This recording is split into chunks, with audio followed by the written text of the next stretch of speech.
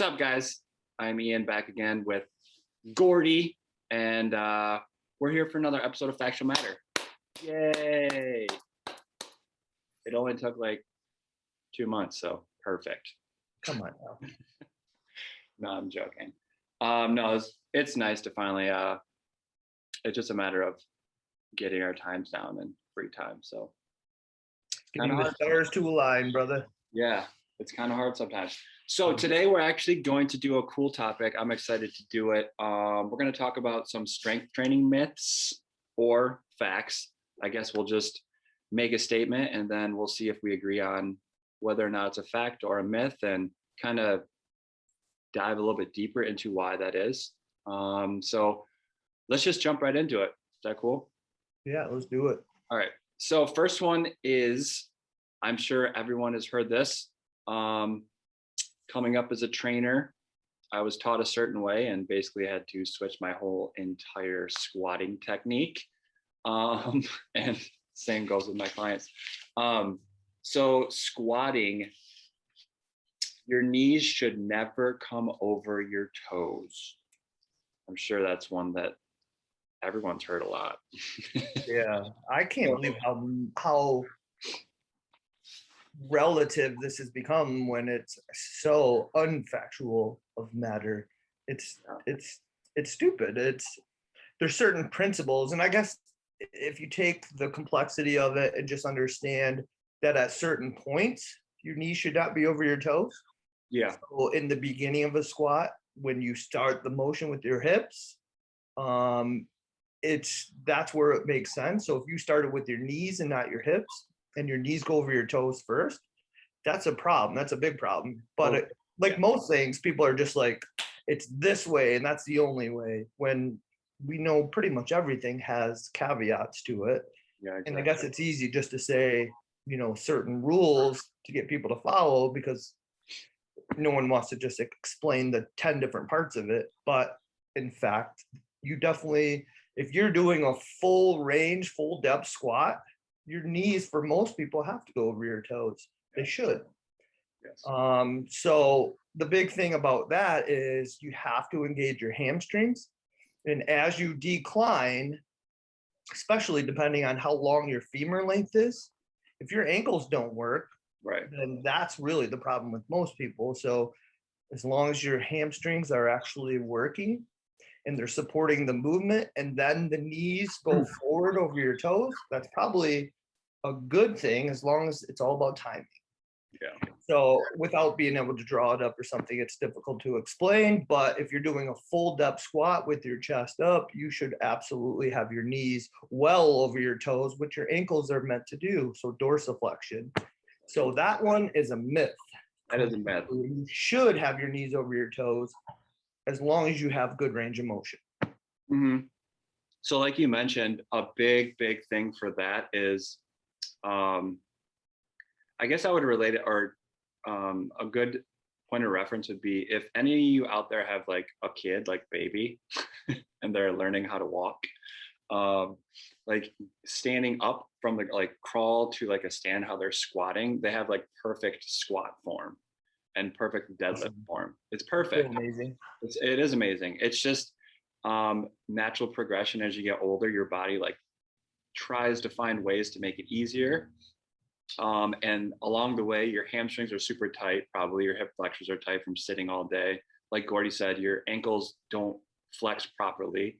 And all those things play a part of the proper squat technique. So you're not going to be able to do a proper squat unless you don't have tight hamstrings and you have like a dorsiflexion. You have the proper flexibility in your ankles. So there's a lot of things that go into it, but all in all, when it comes to it, like you said, it's a dumb thing. If you try to do a squat with your knees not coming past your toes, you're going to blow your lower back out. It's going to be a good morning. Yeah. I mean, your lower back is going to feel everything. And that's what when I first started this, that's kind of how I was taught to squat. Even like when I first got my certification, I mean, that's, your knees should never come past your toes. You should always sit your hips way back. And it's almost like you're trying to imitate a Smith machine squat without a Smith machine, which is super dangerous because you can't lean back on anything. You're just a freestanding squat. So So, there's a time and a place for not having your knees go past your toes if you want to train specifically. But and all in all, like if you want to have good range of motion and have strength through the entire range of motion, then absolutely you should be squatting with your knees over your toes. And when you're saying about the babies, if you look at them when they're in a full depth squat, man, their toes are, or their knees are way over their toes, and their chest is upright and they're super comfortable. And it's just the fact that they haven't really lived life and had injuries and created imbalances and stuff like that. So it's interesting to see if you go to other countries, let's say like Asia, Afghanistan, a lot of different countries, they continue to squat Mhm. full depth when they're having a conversation, when they're just conversing with people, they're in a squat. So you see a bunch of the Taliban guys, they're all squatted around a fire. Like Yeah, but they, it's you're right. they continue to do it, that they can keep all those ranges of motion. We stop doing it and we're sitting in chairs, and all of a sudden we just can't do it. And then it gets moved into the strength arena to where, well, since you can't do it, you just shouldn't do it. But instead of actually just recovering those ranges of motion and learning to do it properly. So Right. myth busted. The myth for sure. Stupid. Absolutely. Um, okay. So we knocked that out. So next one, let's jump into strength training makes you bulky. I wish it made me bulky. I mean, I can't seem to grow that much. I think I got the high estrogen, low testosterone. So Well, I mean, you are getting kind of you're getting older, man. So yeah, it's a natural decline. yeah. TRT coming in hot. I mean, I'm a proponent actually, so I know I am too. When the age is right, I think. for sure. Or actually more so growth hormone, I think is a beautiful thing if you don't abuse it. Yes. Well, It's kind of a beautiful thing if you do abuse it. It's pretty cool what happens, but I mean the end result is kind of gnarly too, like your organs, yeah, your face, your structure, everything grows. But anyways, back to yeah. So the myth is, or the statement is that strength training makes you bulky for men and women, because I think we've all kind of heard that about, especially for women. Like, oh, I don't want to get too bulky. You always hear that with, when you're training someone or speaking to someone about a program or something, especially like I said, women, they're like, I don't want to get too bulky. So just keep that in mind. yeah, if I'd had $1 for every time I've heard that. Man, I know. But I mean, it's understand. You know what I mean? Like, Yeah, I get it for sure. it's understandable if you just are starting out and you look at, especially like, I mean, obviously like CrossFit women.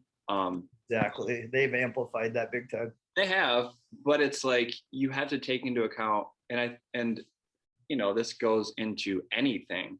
I mean, nutrition is just like the backbone of, you want to get bulky, you want to get lean, toned down. It's not just lifting or whatever. It's the combination, and nutrition is obviously the on top of strength training for sure, depending on your goal and stuff like that. But Yeah. So I think that one isn't necessarily a myth. It could go either way because it really boils down to your genetics. And even if you have genetics and a predisposition to get bulky, you could dictate volume and intensity and keep from probably growing the hypertrophy, trying to avoid those rep ranges. So although it is kind of genetically based, it's still, you could potentially avoid that just by regulating the stimulus that you're applying. So that one's kind of a busted myth in the way that you still have the power to dictate yeah, to a large degree, not completely. Some people are just growers, and if they applied a lot of intensity, they probably could get really big. And again, it comes down to muscle fiber type, hormone profile, all these different things. So we're also such a unique blend that it's hard to place anyone into any certain category here, but you can absolutely kind of dictate the end product that you want by your nutrition, if you're understanding how to get there or how to stay away from there, it's pretty simple to not become bulky. Yeah. And I mean, I think probably all of these like quote unquote myths or statements that we're kind of going through today, there's always going to be, there's always going to be a different, like a caveat to like, maybe you should do, like in this situation, this is, you know what I mean? But in the overall scope of things, strength training is not going to make you bulky. Like it's just not, unless there's 1,000 different things aligning and all that kind of thing. Yeah, that's why I like the name of this little thing we got going, Factual Matter, because it is a factual matter that it is unique to each person, and understanding that some of the things that we want to teach, it's going to help you guys not fall into some of these myths or generalizations. And that's the big things, people generalize too much. Well, absolutely. And that's why I hate, and this is probably just another topic that I probably shouldn't even get into, but like seriously though, like people always, they're the fitness models and the fitness industry of people just like scrolling through and looking at Instagram and Facebook and being like, this is what I want to look like, how do I do this and this, and it's like, oh my god, dude, these people are like the top 1-2% genetically, and that's why they are what they're, that's why they're doing what they're doing, because their genetics allow them to stay lean and they can eat. I mean, there's so much that goes into it, like you mentioned previously, like the genetics, the hormonal makeup, like all these things, they have that, which is awesome for them. But I mean, the amount of, and it's not to say that some people can't get to look like that, because you can if you really, really want to, and you put in the dedication and the work like day in and day out. But man, oh man, that's, dude, I just watched a documentary, and we could definitely get in a tangent on this one. I know, that's why I didn't want to, it's like, yeah, but it is good stuff, because this documentary was just showing the amount of eating disorders in teenagers nowadays is freaking insane. And a lot of it's just because these people are showing this is what we're doing, although it's not what they're truly doing. They're marketing in a lot of cases. This is what I'm eating. This is, and their kids are like literally starving themselves and becoming so depressed because they're not achieving what these people are kind of promising in a roundabout way. That eating orders are a huge issue. And this mental decline is only going to get worse with social media. Oh yeah. In a lot of ways, a disease. I mean, we're all kind of addicted to it in some way, and we're going to put this on social media. But hopefully this ends up being a net positive and not, contributing to that bullshit, because that drives me nuts, man. We're making people sick mentally, by people trying to show that they're making people healthy. All right. And yeah. I mean, so anyways. No, I know. And it's especially when you're younger. Well, I mean, even yeah, you're maybe not younger, but obviously adults are crazy too. But like, it's hard to like, like kind of cut through the, like you said, the bullshit that's out there. Like, oh, that's what I want to look like. This is how I can do it. Like, I'm going to try that. Oh, yeah. Bang energy drinks. It works that good. Bang. I know. Where's my results? Bang. Where's my results? Like, I know. No shit. Duh. Ugh. Anyways, but that's, yeah, let's get off of that one, because that could go. Okay, so we're gonna go. So squatting over the knee is the myth for sure, unless you're a trainer or you have a specific exercise that you are trying to achieve. Target your. Okay, I'm not gonna get into that. Anyways, it's a myth. You don't even have legs. It's a myth. That's if you don't have legs, then it's a myth. Or yeah. It's good. Strength training makes you bulky. Pretty much a myth. I mean, especially for women. I mean, men, you have more testosterone in your body, you'll get more muscle. My girlfriend has more testosterone than I do. Seriously, she's pretty jacked. She's pretty jacked for sure. Okay, so the first two are definitely myths. Third one that we're going to go through is strength training makes you less flexible. Yeah. I mean, I've heard this one a lot too, though. What you think, bud? Me? Yeah. So I Can you think touch your toes? what? Can you touch your toes? Oh, dude, I'm super flexible. Yeah. But the only reason is because I stretch and I make that like I make that a point. So strength training, if not done in accordance with like a flexibility program slash stretching, I mean, it could hinder you. Um, Yeah, for sure. I mean, if you don't stretch and you kind of just like lift heavy and then just kind of walk out of the gym and Yeah, this is definitely one that's heavy on the caveats. yeah, it is. It And is.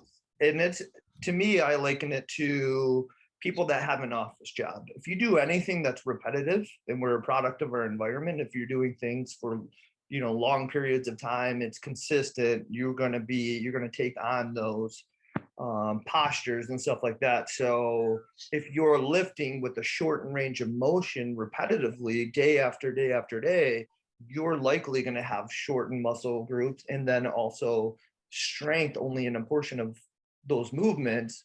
So I have clients all the time that ask me, like, why do we not stretch? And I just tell them simply, like, to be hypermobile is not necessarily a good thing either. Like, people are always trying to achieve this flexibility that isn't, we're not designed to be that flexible. I mean, you can achieve it.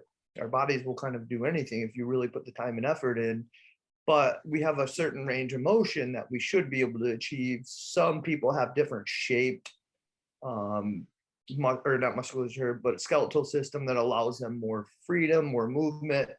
But all in all, what I'm really just getting at, what I tell my clients is, if you lift weight in a full range of motion, where Proper. it's not, Yeah. where you're, like, let's say a squat, where you're going low enough, so low that as long as you don't go to the point where your pelvis is shifting within the movement, but you max out those muscles, you're stretching. Yeah. You know what I mean? So you're keeping your muscles at the length that they should be, according to your skeletal system and shape and size and lengths, stuff like that. So that one's completely relative to your habits and how often how you're training, your movement, stuff like that. So Right. it can, but if you do it right, it won't. Right. So if you're doing proper squats, proper lunges, proper everything, and I mean, I feel like this one's definitely targeted more at your lower body. I mean, upper body, yeah, stretch, like it's not gonna, I don't know. I just feel like your lower body is. Yeah. You know It, what's ironic? Sorry, I didn't mean to interrupt you. no, what were you You gonna know what's ironic is it's a lack of movement right. being seated that really causes most people's hamstrings Oh yeah. and hip flexors to be jacked up in the first place. So it's like lack of exercise or movement that's specific is really truly the problem. So it's worse for you to not do something like Right. that. But like you said, if you're doing like improper squats or like improper lunges where you're not getting a full range, um, and you're just kind of building on that, I mean, Yeah. it could in the end kind of make you more and more. I mean, I guess it would make you less flexible, but it, Yeah. you kind of the not any more flexible. Let's put it that Yeah. way. Yeah. So what I like to do is, because I do see value in time under tension and getting a good pump. So it's like I do almost all my lifts full range of motion, working on strength and the movement quality. And then at the end, I'll use those pumps. So it's not so repetitive and so often that becomes a habit, but I will utilize that movement. You just keep it to, the much as you need as far as stimulus, but Yeah. not make it a major part of your routine. No, that's a good idea. I like that. It's a good one. Okay. Okay, so so all in all, it was pretty much that one's pretty much a myth again. I mean, it's not going to make you less flexible, especially if you're doing proper form and all your lifts and stuff like that. It'll make you more flexible Yeah. when it comes down to it. Talk show. For sure. Yeah. What's Okay, next? so this one actually kind of ties into the last one. Strength training is bad for your joints. Oh, This is the next one. damn it. These are all full of caveats. Okay, but just think of it. Everything is. Just like an overall for most people, for a generalized population. Like, you know what I mean? What kind of joints? What are we talking about? You know what joints we're talking about. Um, My bad. I mean, no, they're not bad for your joints. Obviously, if you're doing wrong form, that could put a hindrance on things. Improper form. Squatting with your toes over your knee or your knees over your toes. Yeah. Stop your joints. Yes, exactly. Could be very But bad for your joints. this is like for me, this is like kind of one of the dumbest ones because strength training will do the complete opposite. It'll help strengthen your joints. And this is why strength training is so important for older people. You know, not you, but you know what I mean. Bro, I'm old. I'm just saying, we kind of went over this and I don't know which episode it was. Well, we've only had like 2, so That one. whatever. But we were talking about how strength training is so beneficial to older people because, you know, Oh yeah. older in life, you lose balance, you lose stability, you lose muscle. So when you fall, I mean, that's kind of the down, no pun intended, but that's a downfall of everything in respect of their health and the decline that they're kind of going to see. Yeah. So for me, strength training does the opposite. It's going to help strengthen the muscle around your joints. So it's going to be a healthier joint. You're going to be more stable. You're going to be able to do more things like functionality wise throughout life. Yes, absolutely. So the one thing that I would say is, again, and this is just having some of the details, and I guess that's what we're here for, is when you're first starting a training program, regardless of, how hard you're going in the beginning, like you have to ease your way into it because it can have a negative effect on a joint that hasn't, been prepped for tension. And when you're first starting out, then you should definitely keep your sets low, the overall intensity low, and kind of let these tendons, which are going to support the joints, get prepared for the intensity. And then only then are you actually going to be able to achieve long-term success. Because if you go 100 miles an hour right into it and then you stress those joints out because they weren't prepared for it, then you're again a net negative, which a lot of people make these pretty basic mistakes. And that's kind of like when you're starting a diet, you reduce your calories and you start exercising. That's often a simple mistake that people make that ends up with them quitting because of the cascade of events. And this is another one. Oh, I got injured, so I stopped working out. Well, take your damn time, man. This is going to be a journey. This is not a sprint. So yes, it will 100%, if you do it with the right intensity at the right time, duration, stuff like that, which is very simple. In the first couple of days, your body will adapt super quick. So just take it slow. Yeah. Don't try to do it all in the first day. Yeah. And I think that's one of the funnier statements that I hear from potential like clients that I would have is, I'm not ready to work out with you yet. So just give me like a couple of months to get in shape before I start. I'm like, literally the point is to start out with someone who knows kind of like what they're doing in order for you to progress at the right like you know what I'm talking about, the right timing, the right everything. And it's so important. I have 2 brand new clients right now, and I'm like, this is their first day. It's going to be pretty simple. And they're like, you're not going to kill me. I'm like, killing you on the first day is for ego, trainers with big ass egos that want to show you that they can destroy you, which is going to be a negative thing in the end. So it's like, we're going to walk into this. At the end of the day, if you're a little bit sore, that's a great thing. But, I'm not looking to kick your ass. I'm not trying to get you sore. It's likely that you haven't moved enough and you're going to be a little bit, but I want just a tiny bit sore. So it's very low volume, very low intensity, and taking into account what they've done in the past and how active they've been. So and obviously, the be past good to yourself. for sure. Absolutely. All right. Let's see here. I think we only have 2 more, so we can probably just bust through these 2. You talk protein? What? I'm just kidding. That's all we ever talk about. Oh, I was gonna say A lot of videos. I'm like, let me just talk protein. Okay, so this is a good one. Cardio burns more fat than strength training.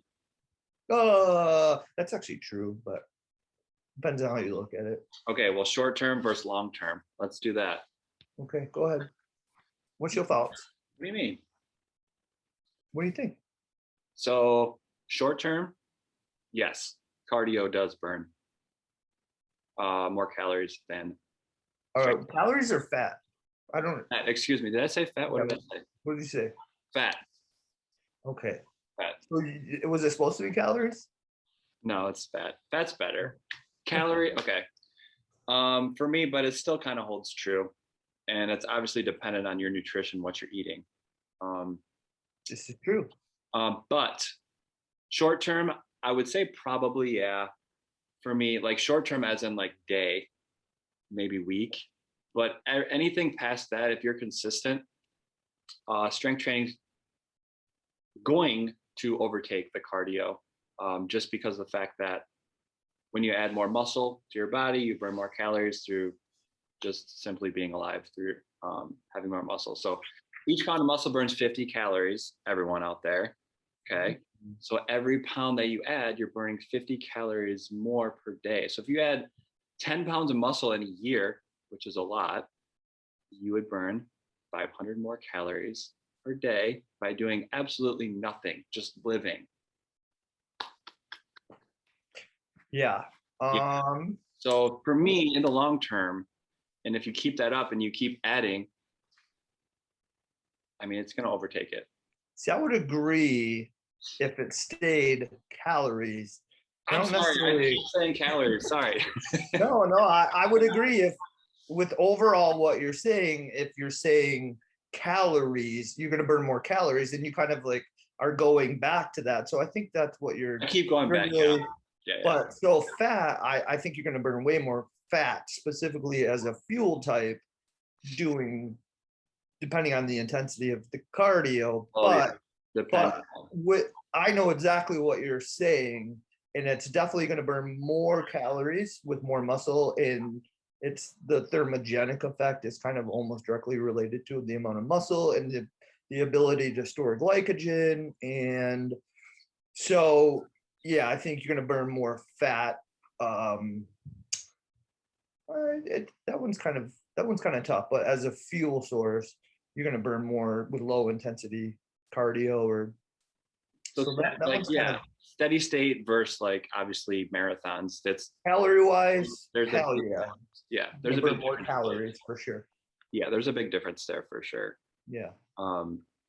But again, it ties in, like you said. I guess this one's hard, but I think the whole point of this statement is to say that you don't if you're doing a proper strength training program, you don't need to go kill yourself like doing cardio all day. You know what I mean? Like it's going to have the same, quote unquote, the same kind of effect on your body. You're going to be burning a lot of calories. You're going to be adding muscle, which is in turn going to be burning calories for you. So, I mean, you don't obviously cardio. So many people are under eating as it is and just adding cardio on top of it. Right. That's what I mean. So it's just like, you don't need to, I mean, cardio it will enhance caloric burn, obviously. And if you're eating enough, like you said, it's great to do. And especially if you, for cardiovascular health, it's awesome. I like to do it just because it's super challenging to me, like going and doing stairs. Cardio master. No, I don't do that much, but it's super challenging. And when I go do like a long run or a stair session or something, I'm wait. You don't do that much. I run up the stairs. I'm exhausted. I see videos and pictures of you on Instagram with snow covering your face because you're out riding or running in a freaking storm. Yeah, but it's just fun to me, though. I know, dude. You're amazing at it. Challenging. I'm jealous for sure, but I just did stairs this morning. Oh, I miss those days. It was fun, man. Good stuff. Yeah, so that one is definitely kind of dependent, but I think people definitely get the gist of it. So much of it just goes back to the same thing that we're saying is if you're exercising and dieting, you got Yeah. to be really careful. So Yeah.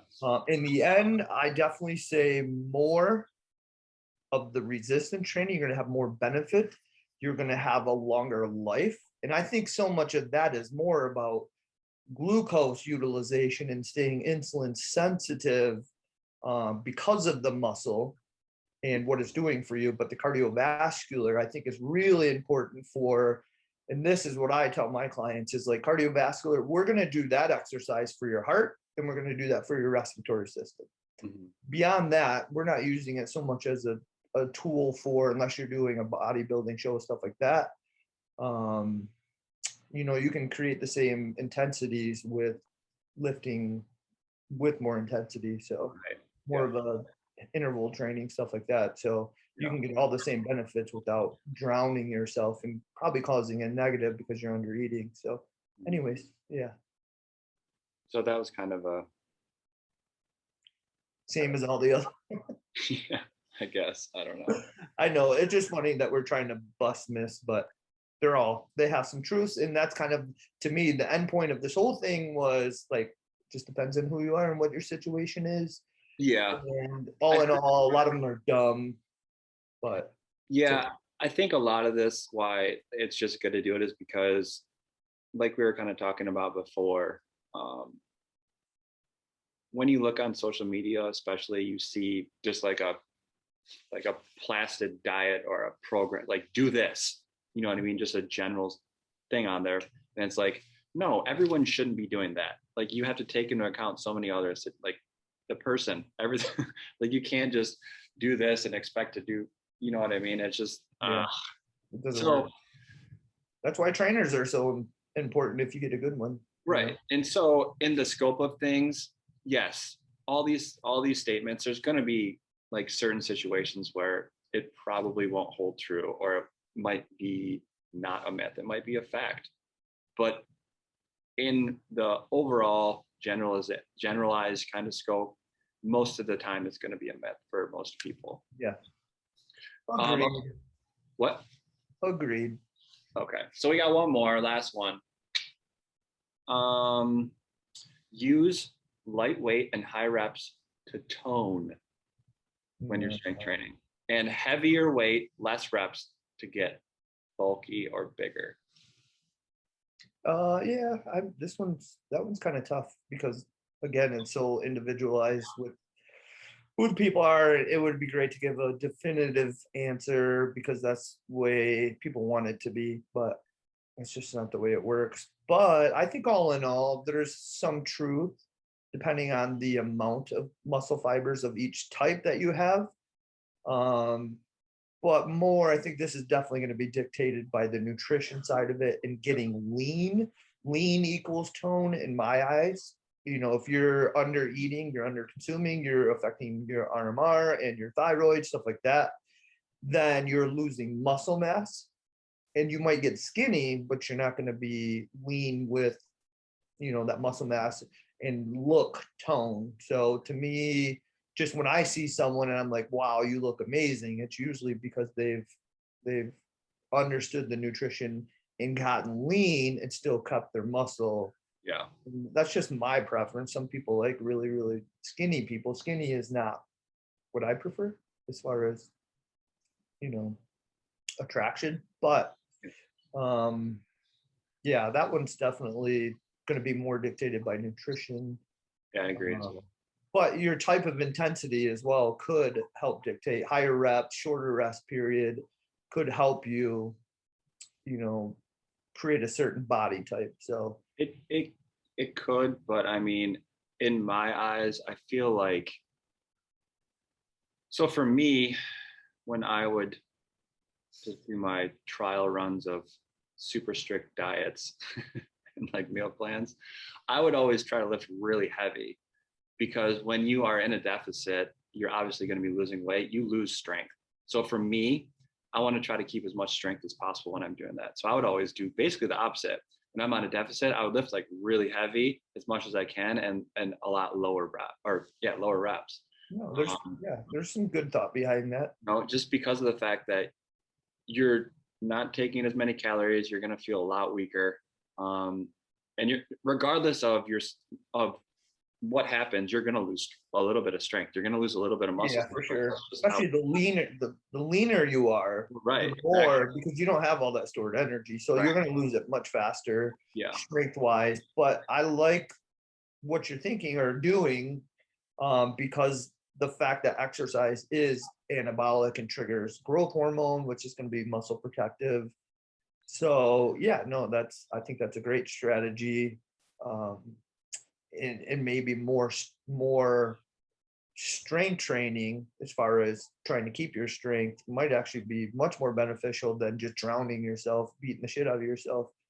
So Well, yeah. So for me, like, that's kind of what, I mean, if I'm in a negative state calorically and I'm, rocking out 20 reps of high intensity supersetting and doing a ton of really intense exercises, I mean, you're just, for me, I just feel like you're losing more and more muscle, in that kind of situation. So, I mean, what I tell, especially, and like you said, it's going to be nutrition driven. So, I mean, if you're in a very strict caloric state and you're really like honing in on trying to lean out, I think the last thing that you should probably do is have like super high intense, high rep. totally agree. You know what I mean? I think the stimulus itself, what it does for you, outweighs the volume. Hand over fist, is that how you say it? Hand over foot? Hand over foot, hand over femur. I don't know, whatever. Well, anyways, yeah.